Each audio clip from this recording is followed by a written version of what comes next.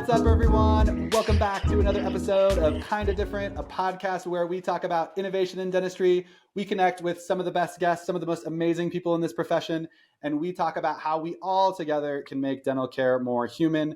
I'm Dr. Matt Allen, CEO and co-founder of DifferentKind, and your host for Kinda Different. And I just don't think I could be more thrilled for this conversation that we're about to have today. Today we have with us a true unicorn in the dental industry, somebody who is going to shine a ton of light on things that need light shined on them, and is going to provide a ton of insight for us, and is going to do all of that in a really fun and interesting way. And if you're watching this, we're even wearing the same thing. So I feel like our vibe is really good. Andrew Gordon, Chief Experience Officer at Open Door Dental. Thank you so much for joining us today. Really excited for this conversation. Would love for you to start off by telling our listeners and watchers a little bit more about yourself and Open Door. Yeah, super appreciate you having me, Matt. Really excited to join with you and chat about patient experience and things like that. Yeah, I'm the Chief Experience Officer at Open Door Dental. I've held that title now for a couple of years. And before that was Chief Operating Officer here. So a couple of years ago, shifted into the role that I feel now. Married, have 4 wonderful kids. I'm from Oregon. I'm a big Oregon Ducks fan, so go Ducks to anybody out there. And just absolutely loving the opportunity to work in this industry and try to do things differently. That's really, our brand here at Open Door is trying to break down barriers, open what we consider, what the patients would consider a closed door to them.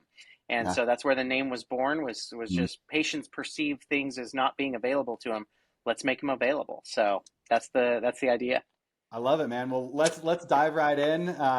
Let's start off talking about innovation, and we have to start with your title, right? Because in my mind, being a CXO, right, a lot of people might not even know that term, right? But like Chief Experience Officer is innovative, right? There's not a lot of your job description out there in dental organizations, whether that's DSOs or whatever it might be. So first of all, like you just mentioned, you just kind of switched over from COO to become CXO.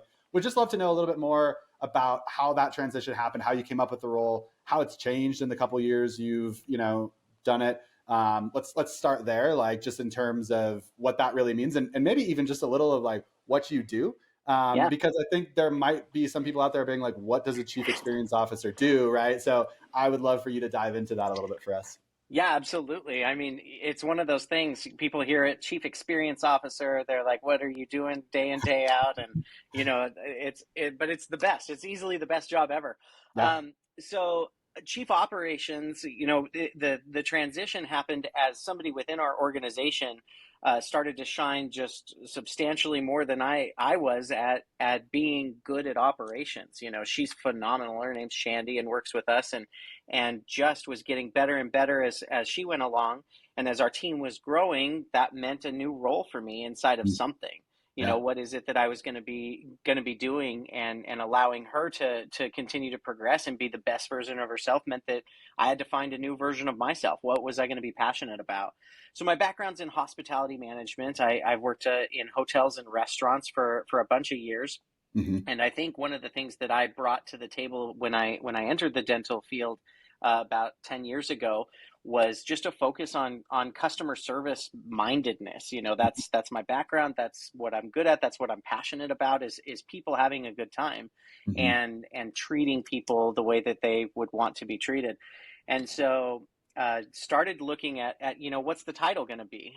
I've never been one who's big for titles. It's never been super important to me. What I get to do day in, day out is way more important.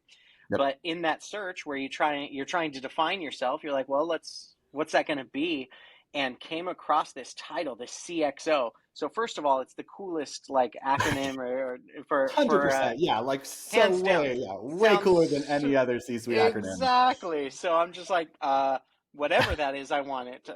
So I was just like CXO, and then it really started a lot of discussions between myself and our executive team of, what would that look like? And what's the importance of having somebody who's focused on patient experience and that the backbone of everything that we're doing is making sure that we stay patient focused, making sure Mhm. we stay patient minded, and that they have a choice when they're coming to see us or going to other places.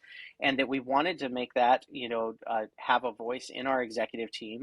Operations represents the operational side, the clinical, CEO or a CFO is always the financial or the business strategy. But who on the executive team was going to represent how is this going to affect patients? How's it Mhm. going to affect their experience within our building? How's it going to affect their overall impression of Open Door Dental? And so that's where it started. My job becomes a lot of catch-all things, but then trying to have that focus. So Mhm. I get to in my particular role, I become responsible for a lot of the provider recruitment, and the way that that falls into the CXO role is that your providers are just such a key part of the experience that your patients are going to receive, as well as the team. Yep. And so there's such a driving force between for that entire experience. So it's my job to go out and find the right ones. There's a ton of phenomenal providers out there, but we're trying to do things a little differently here at Open Door. We're open 7 to 7 Monday through Friday, every Saturday 8 to 6. That breaks some people's brains, and they have sometimes a hard time understanding that. So Yeah. you got to go out and find the right type of provider who's going to enjoy that type of a work environment, where they are only working 3 days a week, but that they are going to be working some long days and seeing a lot of patients. Mhm. And so a big part of my job is provider recruitment and helping out with provider training. Yep. I'm a big analytics guy. I always have been, and so a lot of the not just the patient experience metrics, but overall company metrics, which Mhm. tell you how the patient experience is going, fall Yeah. onto my plate. So I do a lot of the metrics, the analytics side of things, for the entire company. And then special project type of stuff, Mhm. to be able to help out with construction projects that are, if our patient experience is starting to struggle because our building isn't big enough, we need to build out another spot, or increasing size of team, all of those different things, Yeah. equipment that needs to be purchased, that type of stuff. A lot of that falls onto my plate, between a direct relationship with our chief operating officer. So I love it, man. I mean, there's so much in there. I think one of the things I want to highlight, I think, in your response there, right, is you're dealing a lot with team, right? And I think that any good CXO is going to be not only responsible for the patient experience, but also for the employee experience, right? And you're going to be, those two are not, you can't separate them from, no. each other, right? Because you're obviously your staff is interacting with your patients and your patients are interacting with your staff. And that's going to, determine how happy each other are, right? And so Absolutely. you obviously are talking about a ton of innovative things for patients, right? And being really empathetic around that process. And you can tell, you're just as empathetic about the employee experience there. You mentioned this, like, hey, we know that our patients need and want us to be open beyond the traditional dental hours, right? And how you've done that. I would just love to, kind of have you explore the question of what role do you think patients have in innovation, within dental practices? Like, obviously that's you being super empathetic to their needs and saying, hey, this is what they want, so we're going to innovate in this way. So, like, what role do you see them having, and what are some other ways, I guess, within Open Door that you've seen, heard from patients that said, hey, this is not something that's currently happening and we have to innovate in this way to make that a reality? Yeah, I think, innovation is always business. When you boil it down, is providing something to someone who wants something, and so dentistry overall should really look at patient experience and patient desires slash needs as Mm, being what drives all of their business decisions. Unfortunately, as an industry, I think lots of times we get stuck in what does the doctor want as being our guiding light. The mhm. doctor wants to be here 8 to 5 Monday through Thursday, so that's when we're going to be here. The Right. truth is that's not a sound business decision. That's according to a doctor's wants, and Yeah. I'm not saying that they can't have that. I'm Totally. saying that we can't say that that's what the patients want and then do that, if that's really, because you start looking around and people. I had a case yesterday. A friend of ours was looking for an appointment, and they got scheduled at their doctor's office, who they've had established care for. They got scheduled 9 months from now for being able to get the next available cleaning, Yeah. and they called our office and we got them in the next day, the whole family, a family of five. And That's so amazing. it's one of those things where they're saying, I'm here for my patients, but Yeah. Going back to your question, I think patients should drive all of your innovations, as far as, pay solutions. If Mm. patients want online scheduling, you've got to look to your patient base Yeah. and try to take yourself out of the equation. Lots of times Mm. we put ourselves in there and we say, well, I don't really use online scheduling, so why do I need to provide that? And you're like, well, you're not the person. Yeah. Your patients are. And so you've really got to take yourself out of the equation and start, figuring out ways to communicate with them to find out. Anybody who thinks that patients, that we're not in a me now generation, Mm. hasn't used their Amazon account. Yeah. Amazon is doing that day in, day out, and is insanely successful by providing people with what they want when they want it. Totally. And I think that in the industry of dentistry, healthcare, the same way. That's why Instacares are so popular and getting bigger, and there's more and more of them popping up every day. It's Yep. just what you want when you want it. And dentistry is going to get left behind, and a lot of these smaller offices are going to get left behind if they don't start to adapt to that, because that's the way that the whole world is going. It's not just the industry, it's everything in the world is becoming faster and becoming, I want it and I want it now. And we can talk about how entitled that is, and because it is, but it's a reality, and Totally. that's Totally. where we are. Carvana, they're like, I want a car, I want it at my driveway tomorrow morning, can you make that happen? And they're like, sure. Yeah. And look what happens is this entire corporation is born from this idea of removing barriers, of not having to go in and not having to pick out your car. You can just have it delivered to your house. So Totally. Well, I think we'll get into this later, and I love this idea of hey, we want to be the most convenient solution, right? In terms of like, hey, we want to build in all the ways that our patients need to be able to come in, like when they need an appointment, right? Because I think it's a metric that we measure DifferentKind, right? Of like, I was able right to get an appointment when I needed it, and that might there you not go. be in 2 hours, it might be in 3 days or whatever it is, but like, hey, I was able to get the appointment, I got whatever, and I could pay, I could do all those things, and I definitely want to like come back to in a little bit at the end, we'll talk a little bit about the trust, as well, right? Because there's like the convenience factors, and then there's the trust factors of, hey, like we want to be the convenient solution, and then we want to do the things that will make, relationally, you say, hey, I trust these people, and I would, do whatever, to keep coming back here, right? So let's put a pin in that. I want to talk about you because I think there's a lot of fascinating things about you just in general.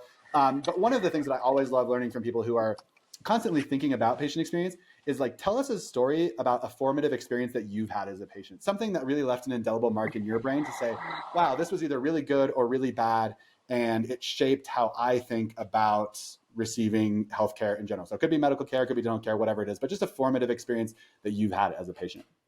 Yeah, so I'd probably, as far as formative, it would be my wife has a few medical issues that we've struggled with over the years. Mm-hmm. And because of those, we've spent our fair share of time in doctors' offices and hospitals. And the amount of times that I have been greeted by somebody who doesn't make eye contact, Mm-hmm. just the looking at their desk and they just say name, and you get nothing from them, no empathy, no human, connection. And I can't stand that. And part of that's just my personality of, I love people and I like Yeah. talking to people and things like that. But I can't stand that feeling of just non-connection with another human.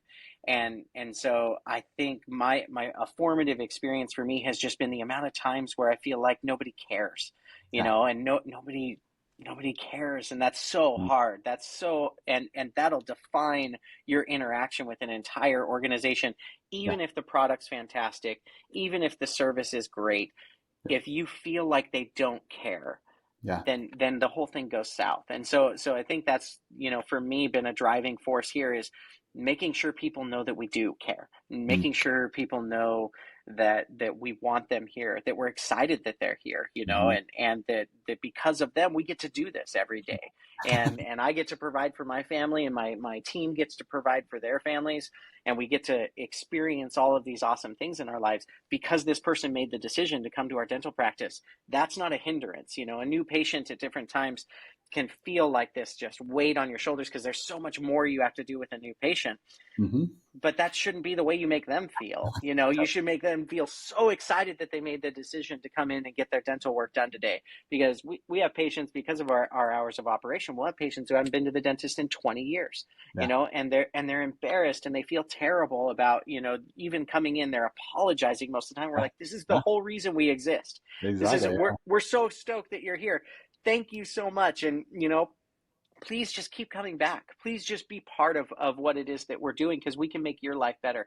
Our overarching goal here is to help people live longer, happier lives, because we know that medically they're going to live longer with good oral health, and then happier. Anybody who takes care of their tooth pain is the worst thing in the world. That doesn't put you in a happy place. No. But not just that, the confidence of a bright smile, the confidence of being able to eat, and all of those different things just changes your whole life experience. So it sounds kind of, big and grandiose, but we change lives here. Yeah. And that's exciting. That makes this job just super fun. I'm not really a tooth guy. Teeth are not my thing. I think saliva and blood and all that is kind of gross. But man, making people happy, making people smile, I'll do that till the day I die. There you go. That's a gift, right? That's totally a gift. Yeah. I love that, man. Well, you hit on something that I want to actually so feel free, we can, come back to this a little bit too. But one of the things I was going to ask you was what's one small, easily implementable tip that you feel like, practices could do? And you just mentioned this idea of just eye contact, right? If everyone is even having eye contact, right? It's so small. And so hey, it's not hard, right, to do this one thing. So keep that in your brain, because like I said, when we come back to making dental care more human, I want to, if you have other ideas there, great. I have other questions for you. If you're like, hey, that's a really good one, just take that one and run, right? Yeah. But you mentioned something, not on this podcast, but another podcast that you were on recently, about just being a reader. And I'm a reader as well. I love learning from other people and just finding out what they're reading and whatever. So give me some things that you've read this year that you've loved, that you feel like, hey, this has been shaping me. This has helped me. And then I know this is hard, but give me top three, give 3 of your top 5, whatever, some books that you feel like, hey, I couldn't have lived my life without these ones. So would love to hear that from you. Oh man. Okay, let's see here. So yeah, that's quite the question. We could spend some time on the books. Totally. I have a few that I keep right here next to my desk, because I look over at them, and for that split second, I get the quick little Cliff's Note refresher that goes through my own brain. Yep. I have The Cult of Service and Excellence, which talks, and then I think there's another one out there called The Cult of the Customer, where it talks about where people, when they go into an office, or they go in for an experience, that it takes 5 times before they believe it, and so you want to give them this relatable, trustworthy experience where they know that what they're going to get every single time. Yeah. So those are on my bookshelf here. Let's see here. Anything by Jim Collins, Good to Great, Great by Choice, and being able to understand what sets different companies apart. That forms in my brain all the time. Hedgehog concepts, and that you're never gonna run out of opportunities, that it's picking the right ones and making sure you're doing those. The 5 dysfunctions of a team is huge for us, as far as making sure that you're recognizing the different things, to be able to build trust within your organization, have constructive conflict, be results driven, all of those different things. I quote death by meeting a lot to people, because I think that meetings drive organizations, and it's something we try to stay away from quite a bit, is people are always complaining about meetings, and I think there's a mug somewhere in this office that says, another meeting that could have been an email, and which is true, but I think that good meetings are just magical, Totally. and so we run an EOS system here, and so we have, weekly meetings that I don't even know how I lived without these before. I look back on my life, I'm like, how did we function? How did this even become a thing without this? So those are some of my big ones. Let's see here. I love it. Yeah, I'm looking around the room, seeing if there's anything else. From your brain, just 1 or 2 where you're like, man, I read this and this is just always going to be a favorite of mine. Something that hey, this is it for me, just top ones ever, Top ones ever, good to great and great by choice. Those are Okay, those are my top ones, that I just cool. feels like they kind of changed my life. Yeah. Really, like just I could listen to Jim Collins explain that stuff day in day out and be super happy about All day. I love it, man. I love it. We can have a sidebar conversation sometime at a conference about stuff. it. But yeah, if you Deal. meet Andrew at a conference, like ask him about his books, right? Like, share what books you're reading. Probably, I think book people generally like can totally nerd out on that stuff. So I Yeah. love it. Cool. Let's move into making dental care more human for our last little bit here. I mentioned this idea of a small, easily implementable tip. You've given us one. I'm gonna ask you a different question if you want to wrap it into that as well. Okay. You mentioned earlier, like, hey, like my job is looking at the analytics and whatever. I've I have a big problem, I would say, with the idea that patient experience is not measurable. Obviously, that's why we started DifferentKind. I feel like it is, and it's really interesting because there was a recent article in Becker's that was like, "What is patient experience?" And they asked all these different leaders, and there was like 26 different people, and there's 26 different responses. And I'm like, there's actually like some pretty good think tanks that have like kind of defined this, and like I don't think there's 26 answers here, right? And so, what I would love for you to just kind of share with us is like, hey, how are you measuring that? From the like, what are you looking at? What's the data that you're looking at, and how are then you kind of translating that to like team performance and all the patient metrics and stuff? Like, what does that process look like for you currently? Yeah, for us, you one of the issues with reviews or things like that is just who's taking it, who's taking the time to do it, and stuff like that. So we are big into our Google reviews and trying to push for those, and Oh, finding every way to break down barriers to make it easier for people to do it, yeah, just to try to get the biggest sample size that you can. totally. You can trust it, but you can't trust it. It's one of those things that it can give you an idea of what's going on, but it's not necessarily the full picture. Yep. Our biggest metric that we run is what we call active hygiene patients, right? Okay. And for us, what it is we're trying to create an experience inside of Open Door that causes people to come back every 6 months for their cleaning. Yep. That's the overarching goal. We can roughly, and I get this is again a bold statement, we can Yeah. kind of cure dental disease if we Mm. had everybody coming back every 6 months. We can catch things as they're starting. We can fix it at its very like least expensive point.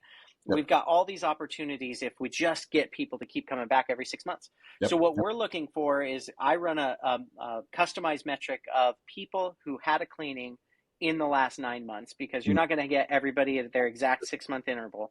But if Yep. they're outside of 9 months, then you maybe have a problem. What Yeah. is it that in 3 months you weren't able to recapture them? Did you have an issue explaining how important it is that they're in every 6 months, or what's going on there? Are you Yeah. not as available as you should be? Those different things. So our biggest metric that we're looking at is our increase of active hygiene patients, people that are consistently coming back Yeah. for their cleanings. And so that's the one that we live and die by. That's the one that it's on every scorecard throughout the entire company, is Mm-hmm. watching that number and how did we do this week? And then we compare it to new patients. Obviously with new patients, that means it should be going up every single week. But if you're losing patients at the same rate that you're gaining patients, then something's going on. And so we compare that with the amount of hygiene visits that we're seeing. And so it all interrelates, and it all looks at what are people doing over what are people saying. Because Yeah. unfortunately, you'll get a 5-star review from somebody who doesn't come back for 2 years. Yeah. And as much as I'm super thankful for the 5-star review, I want that. I'm definitely going after that. The bigger compliment to me would be that person never misses a hygiene appointment again. Totally. And so that's what we're after, is making sure that people are consistently coming back. And we've refined that metric over time and figured out, what are accurate goals. What Mm-hmm. should we be looking for as far as what's an accurate retention rate? You do have people who are going to come in because their mouth hurts, because they've got a pain, and maybe they aren't going to come back as often as you'd like them to. So it's not that you're retaining 100% of everybody, but what's a real goal for you? And for us, we've got some lofty goals because we want to just keep growing this thing. Yeah. But we see a lot of patients, we create a lot of great patient experience, and we're keeping up with that, and just adding more and more consistency. And Mm-hmm. that base creates just more and more business all the time. So from a financial standpoint within the organization, that's so much dentistry to be done. Yeah. And right now, again, just with what everybody's dealing with, is just having enough team to be able to do all the dentistry that's in front of you. That starts to be the even bigger struggle, is once you start creating a great experience, your issue is controlling the growth. Yeah. and managing the growth, which is an awesome problem to have, but There is you a go. problem. Yeah. So The right problems to have, but still a problem. Still has to still be a managed. problem, still an Yeah. issue. Totally. Yeah. I love it. Okay, so last question here. Okay. I mean, I totally like. We literally could have this conversation all day. But when you think of like, so you know, hey, we want to provide best in class patient experience, right? Yeah. We want to be the people that people think about when they think about, hey, this is what an experience at the dentist should be like, right? So what's at the top of your priority list? Like when you think about that, like, hey, here's the you know, I want to make sure that this happens every single time, and these are the top three or whatever, right? Like, what are the things that you're just like so focused on in terms of like, hey, this is the open door experience, and this is how that looks every single time for people. Share with us a little insight into your secret sauce. Yeah, that's a great question. For us, it's really, I think the thing that gets overlooked is time. I Mm, think time is people's just most valuable resource. It's mine for sure. I look at my time as my most valuable thing that I have to give. And so somebody being able to be consistent mm, and know exactly how much time they're going to spend at the dental office. There was a study done in collaboration with Northwestern University a few years back talking about how long do people expect to be in a hygiene visit. yeah, And the answer came back at 56 minutes is the average, is where it comes out at, polling like 10,000 people. yep, And so the fascinating thing is what we've found is once you start hitting over that hour mark, it's similar to that feeling people get at a restaurant when you feel like you've been waiting for the check for too long, right? yeah, Where you're sitting there and you're like, what is taking so long? And that's the point at in a lot of offices where you're trying to present treatment plans, you're trying to present financial options. And if you've gone too long, then you lost that person. They're gone because the most important thing in their life is not their dental appointment. The most important thing is picking up kids, and the moms have the soccer practices and school assignments and everything else. The dad or mom, everybody has work on their mind. Like there's so many other things that if you're not a respecter of their time, then you lose them. So I would say number one in Open Doors' mind, in our philosophy and our strategy, is yeah, people's time. That's the thing that when they get here, we are trying to respect their time. So love it. our hygiene appointments are designed around the idea of we're going to have you here for right at about an hour, and Yep, that's all we're going to have you here for. And so you can set your watch by it. We're not going to keep you longer, because what we don't want to have happen is that you want to offend a mother, make her late, to pick love it. somebody up, and feel ridiculous about doing it, or make someone late for an appointment at their job. They'll be like, I'm never scheduling that appointment again. And Yeah, that's one of the reasons that we have our appointments available, before and after work and school and stuff like that. But I think people's time, yeah, we have in both medical and dental this interesting philosophy that our time matters a ton, mm, and the patient's time is irrelevant. yeah, We bought a practice. We bought a practice once that had a sign, inscribed on the wall, everything like that. That, hey, we're dealing with emergencies, and so that may be why you have to wait, and you would get the same level of respect and stuff, like basically saying if we're running behind, it's okay. yeah, But the second that you're late, if you're 5 minutes late for your appointment, cancel or cancellation fee or whatever, like that is not Open Door in any way, shape, or form. The totally. patient's time is what's valuable to us. So I would say that's number one. Love it. And really, really just focusing on making sure overall that dental experiences are rarely, if ever, comfortable, and rarely, if ever, something's that somebody goes home and is like, it was so fun. I had such a good time at the dentist today. Yep, That's not going to happen. But if yeah, you can make sure that they felt, you know, listened to, that you can make sure that they felt like the people there enjoyed what they were doing, they were friendly, they smiled, they made eye contact like we talked about, and yep, things like that, you can change their entire outlook and be yeah. like, I went to my dental appointment today and it was not the worst thing that happened to me today. That's amazing, right? There you go. I know. I say So all the time. People rarely wake up on dental day, right? The day where they have to go to the dentist, and they're like, "Sweet, like this is my true. favorite day of the year," right? Like I'm so pumped, right? But yeah, I Yeah. think you're to your point. Yeah, if you can, if we have a barrier to overcome as a profession, right? Of like what the past experience of most people at the dentist has been, and so that's an opportunity though, right? Of like we have Yeah. to grapple with that as a profession, and we have an opportunity to change that for future generations. And I totally appreciate all the work that you're doing to not only do that for patients at Open Door, but to do that for the entire profession with your role and your advocacy and all of that stuff. So man, like, again, just so grateful that you would join us here on Kind of Different today. If people want to get in touch with you, if they're like, hey, I just want to learn from you, or hey, we think we maybe should have a chief experience officer based on this, right? Like, Yeah.